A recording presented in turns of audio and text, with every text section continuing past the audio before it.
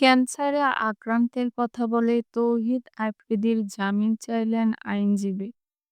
তিনি বলেন, তৌহিদ আফ্রিদি একজন মিডিয়ার ব্যক্তিত্ব এবং তিনি শারীরিকভাবে অনেক অসুস্থ। তিনি লিভার এবং ক্যান্সারে আক্রান্ত হয়েছে। কন্টেন্ট ক্রিয়েটর তৌহিদ আফ্রিদিকে গ্রেফতার করেছেন সিআইডি। রোববার রাতে বরিশাল থেকে তাকে আটক করা হয়। এর আগে তার বাবা মাইটিভির চেয়ারম্যান নাসিরুদ্দিন সাথীকেও আটক করা হয়।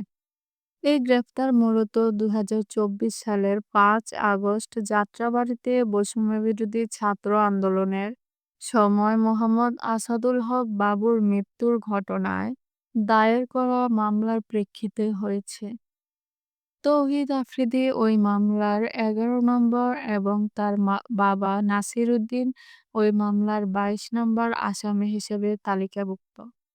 সোমবার ঢাকা আদালতে তৌহিদ আফ্রিদির পক্ষে তার আইনজীবী দাবি করেন তিনি লিভার এবং ক্যান্সারে আক্রান্ত এবং তৌহিদ আফ্রিদি এই মামলার সাথে কোনো সম্পৃক্ততা নেই।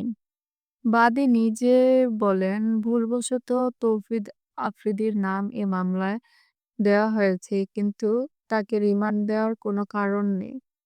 কিন্তু আদালত এ দাবি অবমাননা করে তৌহিদ আফ্রিদিকে ৫ দিনের রিমান্ড জারি করে